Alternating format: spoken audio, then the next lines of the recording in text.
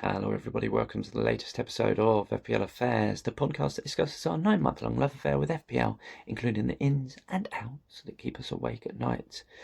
In this video, my guest, FPL Affairs Crystal Ball, Kieran Ball, and I discuss free hit draft and a wildcard draft going into such a chip-heavy weekend.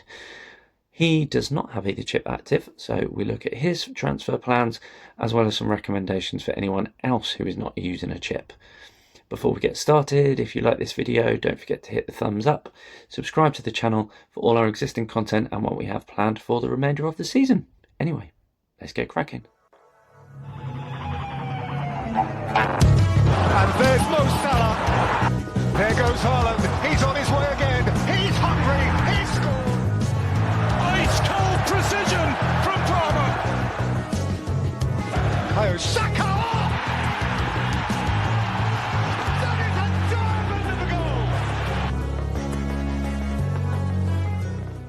goal. Okay, welcome everybody to our Game Week 34 preview, transfer plans and team selection with me, Matt, aka the FPL Affairs veteran, and alongside me again this week, FPL Affairs Crystal Balls, Mr. Kieran Ball. How are your thoughts going into the blank game week?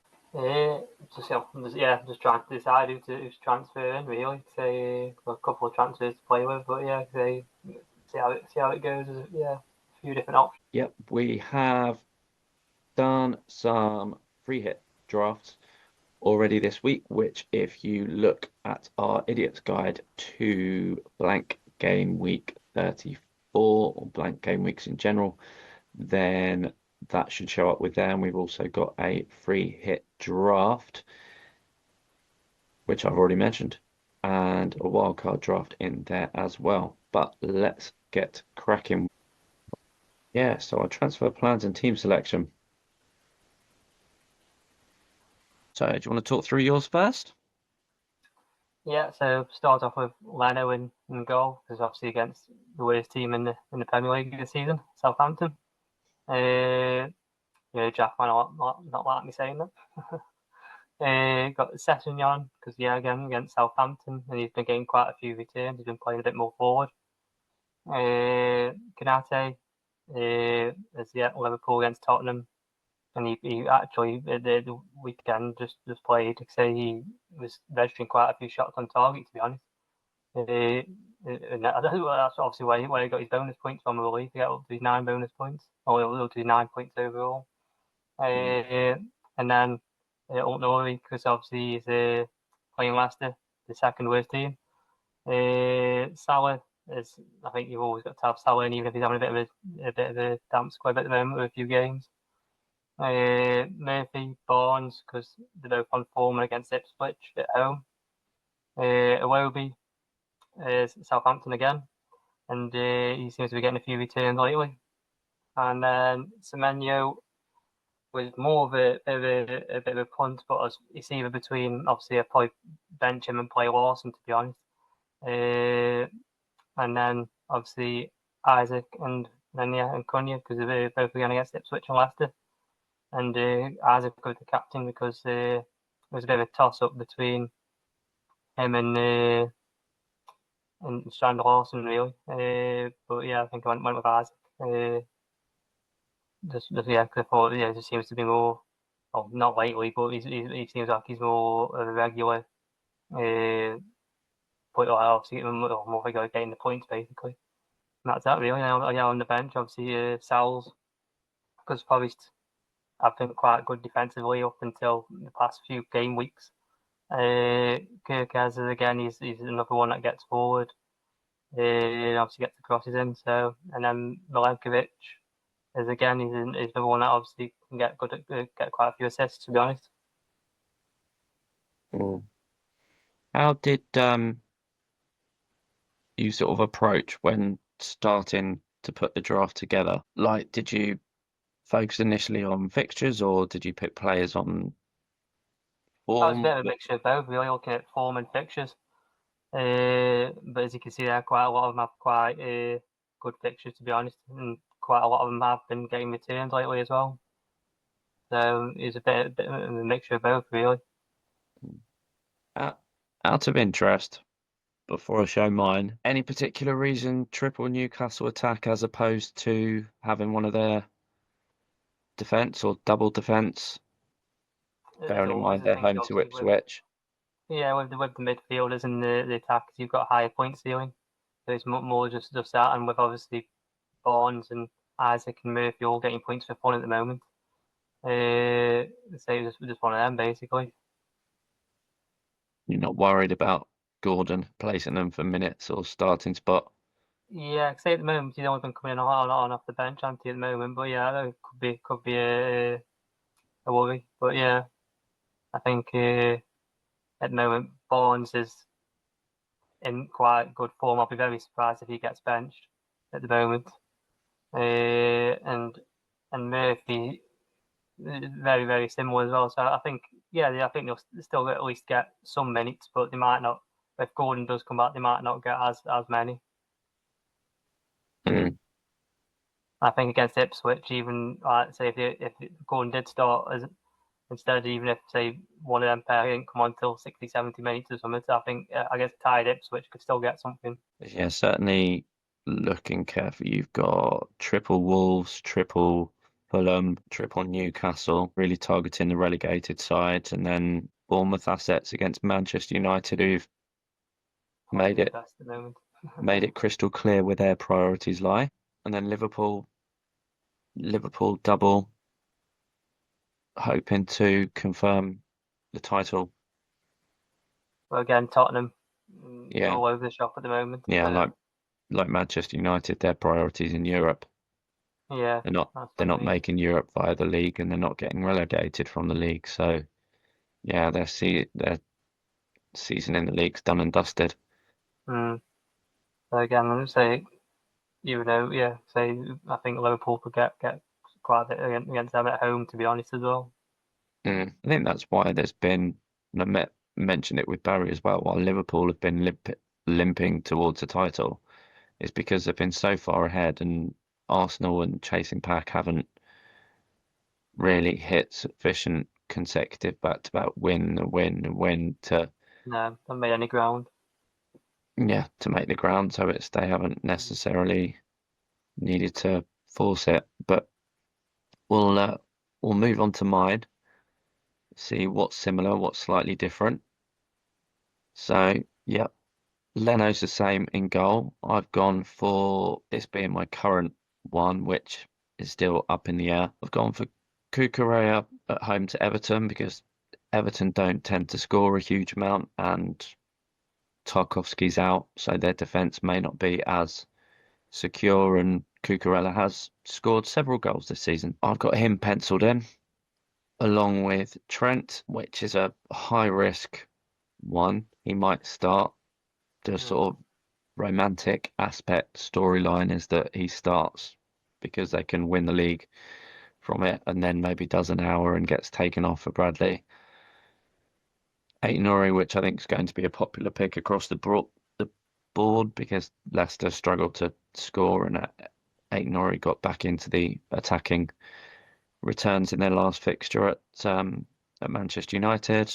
Salah I've got down as captain, which will quite possibly be template option. Like you, I've currently got the Newcastle triple attack. What's weighing up in my mind is from a You'll know Newcastle Newcastle better as fans. well. From a speaking as a Newcastle fan, Yeah.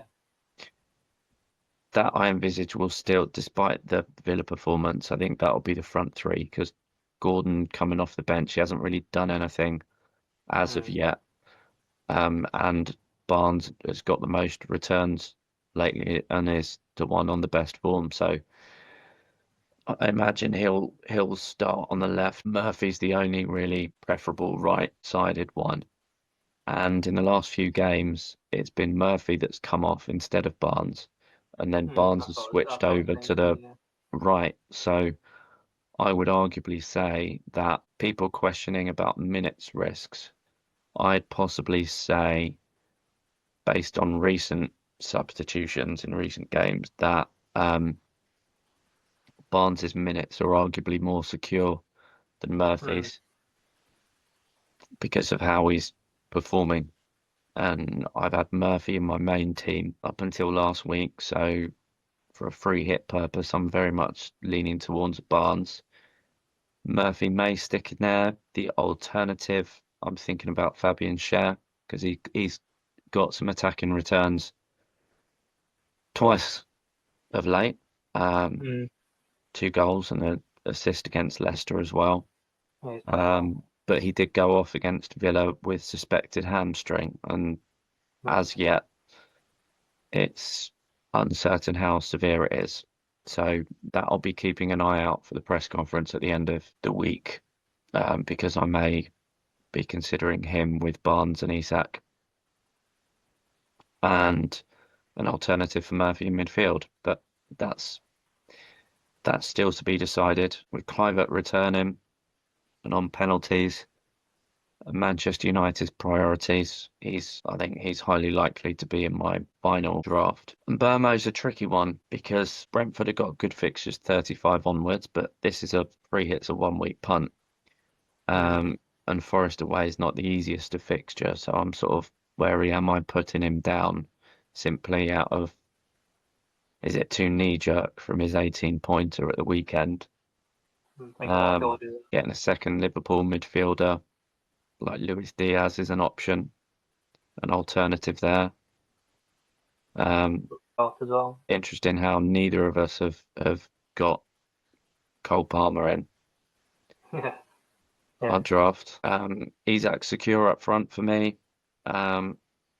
Cunha, I only just started to actually put him in because I was wary about how Wolves were doing really well whilst he was unavailable, and then he came back and he was benched, and they were still doing well.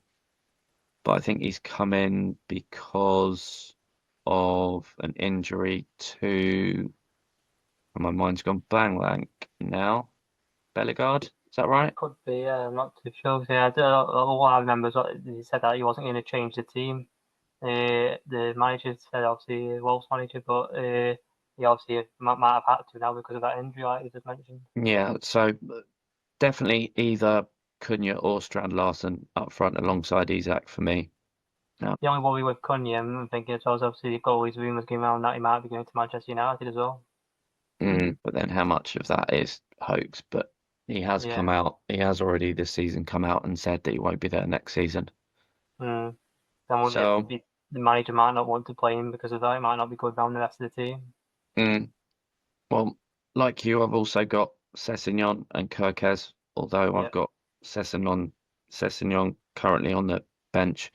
He's basically, for those of you that are unaware, he's a cheap defender playing for Fulham who's actually currently playing right wing for Fulham as Yeah. opposed to fullback. So an out of position He's defender, been doing well at it as which well. is yeah, which is always appealing and useful.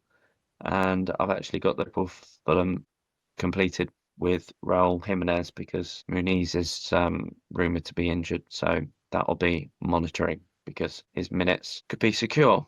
Alternatives, really, I've thought about Wood, but Mm. Brentford have been doing quite well defensively away from home. So yeah, and Sanchez is my backup goalkeeper. But that's where I'm at the moment. But a few options to ponder. You know, worried about the Chelsea defence a little bit. Mm, They are in a few, aren't you? And yeah, to a degree. So as said, Cucurella's not concrete. that's a young. It may be a matter of Sessegnon going in there and an alternative. And also what will be said about Trent come the weekend, come the Yeah. press conference on Friday. I So wasn't expecting to see Trent in your create actually. I think by the sounds of it, what I've been saying this week, I'm actually going to be paying significantly more attention to the press conferences than I normally do. Okay, so as well as our free hits, we've included the AI free hit draft from Fantasy Football Hubs, which will see whether it's drastically different from ours. The Game Week 34 AI free hit team from Fantasy Football Hub comes up with Leno in goal. Yes, we both agreed. Oh, it's got Trent as my current one, so that's interesting. Aït-Nouri as everyone under the sun is going to have. But I am intrigued with the Chalobah shout. Yeah, definitely. Yeah, A few differentials. definitely a very differential option. Mm. Also, which is different, is the double Liverpool midfield of Diaz and Salah. Yeah. Um, did that cross your mind when you were putting your draft together?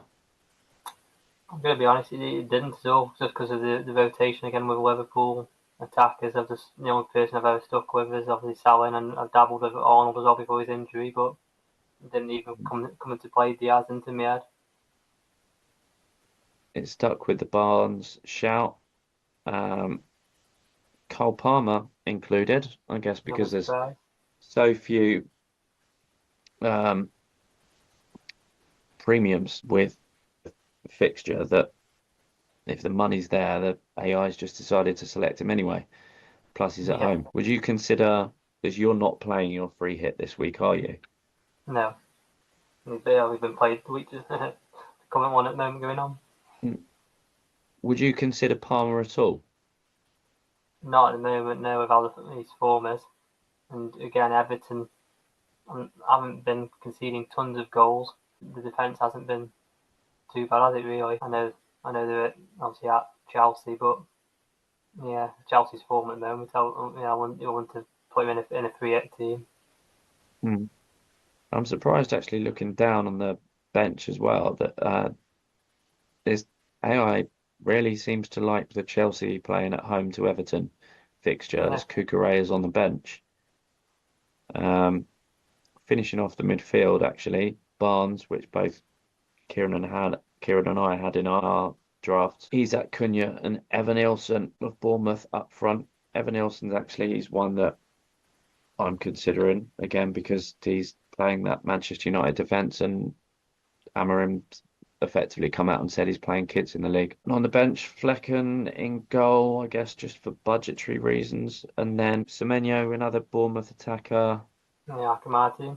I've got Clivert, which I'm considering. Would you choose Semenyo over Clivert? If Clivert hadn't been injured for so long, then I would have gone straight for Clivert, but only Semenyo just because of I'm not too sure on Clivert and if he's going to be back up to form again straight away. But I am intrigued that it has put down Fabian Schär as well as Yeah, the third you contemplate. Newcastle option. But I'd put him ahead of Chalobah Yeah, definitely.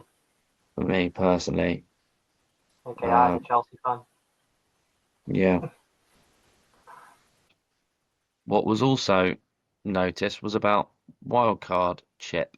If you still got your wildcard and not your free hit, as an admin team, just rather than doing a wildcard chip each, we've got one combined really from the admin team, which I'll run you through. We've got Pickford in goal with Sales on the bench in defence, Aït-Nouri, Livramento and Kerkez with Gvardiol and Milenkovic on the bench. Midfield 5, Salah captain alongside Jacob Murphy and um, Bowen from West Ham and Kluivert with up front Isak, Strand Larsen and Marmoush. On the bench, provisionally for game week 34 would be Marmoush and Gvardiol because they're blanking and Milenkovic because of the head-to-head really with Brian Mbeumo of Brentford. What are your thoughts on this team, Kieran? Yeah, quite like I said, I like the Bowen pick. I say he's in my team this week at the moment on my 3-8. And obviously he's just got me 9 points. So yeah, I do like again. Yeah, I all the other picks are kind of can make sense of why they've been picked and going forward. So no, I do like it. Yeah, very certainly looks very similar to the free hit sides. The main differences really are the inclusion of Bowen, but he is quite popular on some free hits. Yeah, It's really just that the only two blanking players that are included in this are Marmoush and Gvardiol. There's no Arsenal coverage. I'm not surprised with no Villa or Palace. Really, it focuses on those. Right?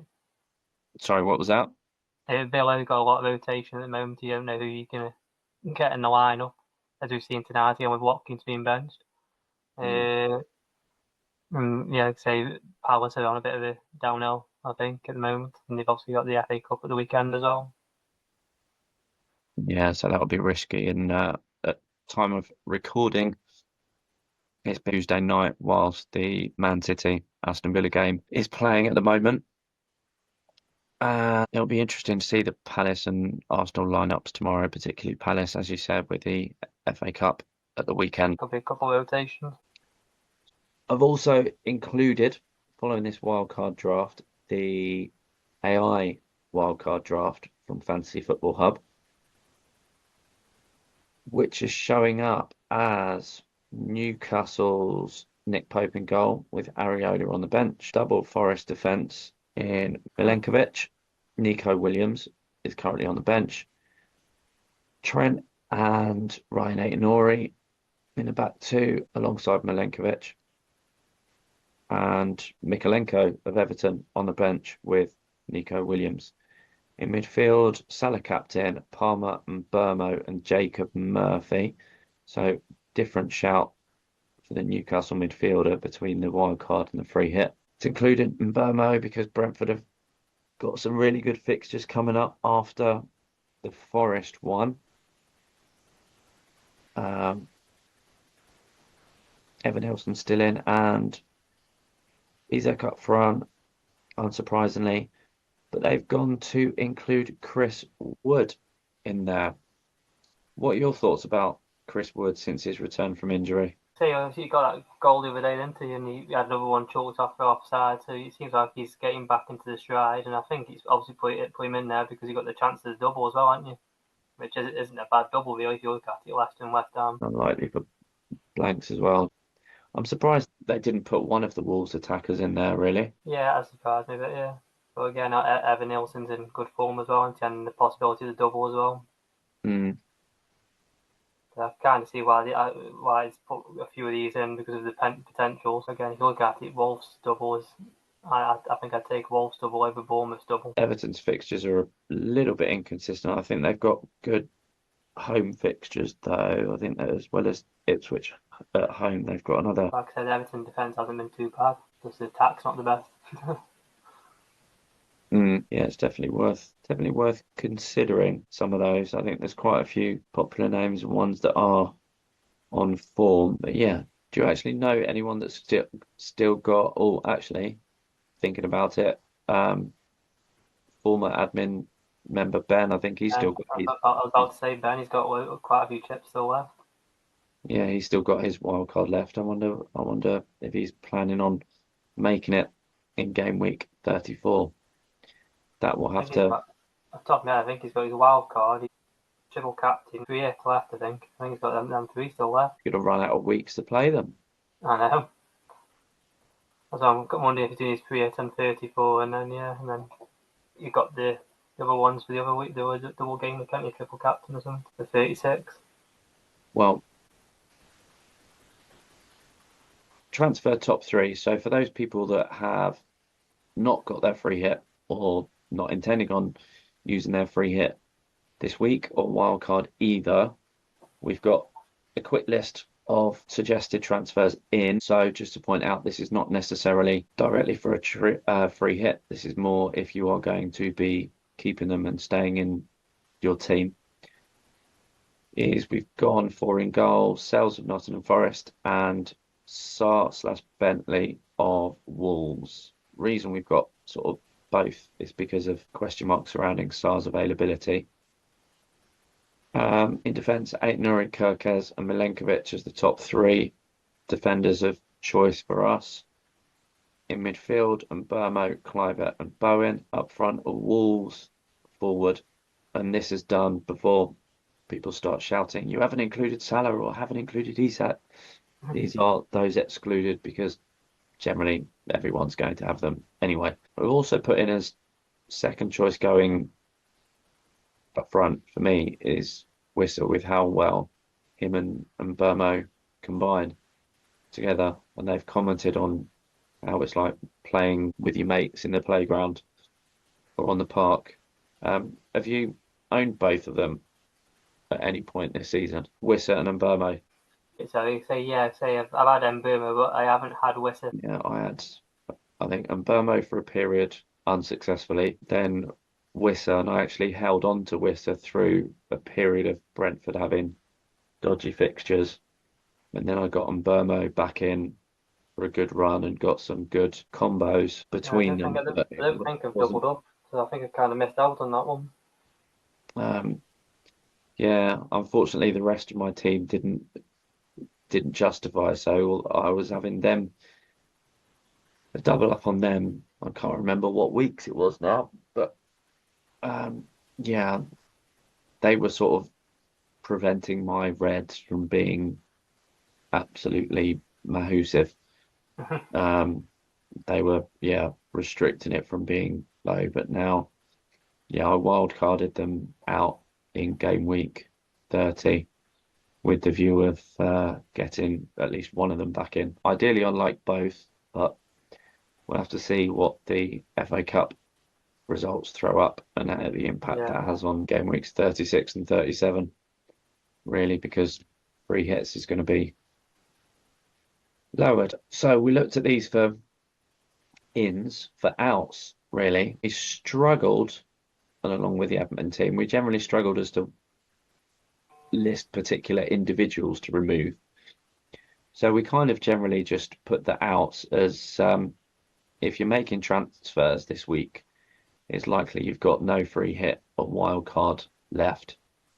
And if you're struggling to field 11, largely joint advice really is, well, I'm talking too much. Do you want to read out, bearing in mind you're the highest ranked out of both of us? Yeah, obviously go for the attacking spots. Try focus on them because obviously the point ceilings are a lot higher. So yeah, you fill your teams with the attacking players first. And yeah, I think obviously everyone knows now Spurs and Man United aren't really getting anywhere. So yeah, definitely get rid of them, any of them if you've got any of them. Which would be surprised if any of you have. Yeah. Well, my free hit is active. Kieran, you said you've already Mine's this week. yeah, yours this week. So I've put your team in to Fantasy Football Hub, and this is how it has set you up for this week. Talk us through it and your thoughts on its perception. Yeah, so obviously I've got only 9 players at the moment. That's how I kind of planned it from the wild card I did in game week 30, I think it was. So I get a mixture and obviously work my way through with me free hit this week to try and capitalise on the better fixtures in the doubles. The week before, obviously I used my bench boost in 32, which worked out quite well in the end because of Bournemouth double up in defence.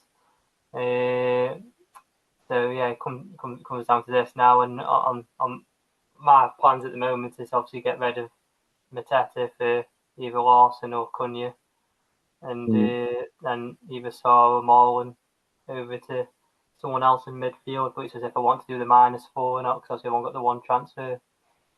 So it's that debate of playing with 10 or doing a -4, and that's it really at the moment. Yeah, so it's got down as Kepa in goal. It's actually suggesting you play a back five of Burn, Milenkovic, Konate, Kirkes, Munoz. Who would you Yeah. Would you be So obviously I benching? put Munoz on the bench, and obviously get rid of either Saar or Marlon. So then I'd be playing, and obviously get rid of Mateta. So I'd be playing like a 2-2-4-4. Yeah, If they did go for a full 11 and take the -4. yeah. So Mateta, that would bring in your second forward. So Yeah, so that'd be you'd more Cunha than or likely Larson, be and then playing a 4-4-2 then. yeah, and then Marlon or Saar could be Bowen. I'm contemplating or Mbemo, but I'm just like is it worth doing the Mbemo -4 this week when he's against Forest? So it's just trying to obviously prep my team up for the next few games as well. So just to recap, who are you thinking of? Mateta and Sarr, and who are top of your shopping list? Yeah, so for Mateta, Cunha, Larson. He's going to be one of them pair from Wolves for definite for Mateta. It's just the midfield one. If they take the -4 and go to like a Bowen or Mbemo or someone else like an Iwobi or something maybe. But yeah, I'd say it's just if it's worth the -4 this week or not, or if it's just best playing with 10. What would you say percentage-wise you are between I'm still 50-50 to be honest. playing with 10 or still debating. I'm a bit torn of what to do. Because what I'm trying to do as well is obviously get someone this week that'll, if you do take the -4, get points this week to make up the -4, but also have not bad fixtures in the future. Like it's kind of trying to get the best, but obviously Mbemo has got better fixtures in the future, but it's not the best this week to take a -4. I don't think for him. Bowen's got Brighton, which are kind of leaking goals a bit at the moment, so he could be an option. And then Iwobi's against Southampton. He's been scoring a couple lately as well. But yeah, I just don't know. I haven't quite looked into Fulham's fixtures if they've got good fixtures coming up or not. Well, as well as putting your team in the Fantasy Football Hub AI, I clicked on their recommended transfers, what they think you should make. Want to have a guess at what those changes are or were that it suggests you do? I think it's going to be Mateta to one of the Wolves strikers. I don't know if you'll say any other ones. You said you've got one free transfer, didn't you? Yeah.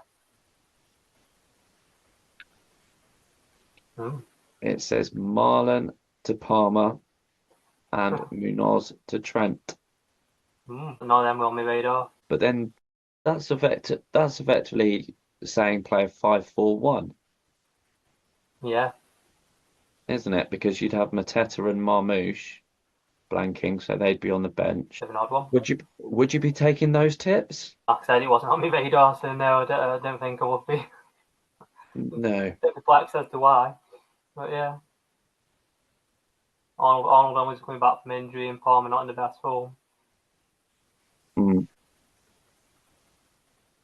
Alrighty, so if you have found our preview with free hit guides and so on useful, then please don't forget to like and subscribe to the channel, which really does make a difference. Every single subscription of YouTube at FPL Affairs, Facebook group, just search under the group names for FPL Affairs, Twitter as well, FPL Affairs, and the Spotify with the long, lengthy stuff along the bottom. So, Kieran, final thoughts about game week 34? So yeah, if you've got your free hit, definitely use it. I would to get through. If you've got obviously quite a few blanking, if you can easily get 10 players, you wouldn't really need to use the free hit, so you could use it later on down the line in 36 like we mentioned.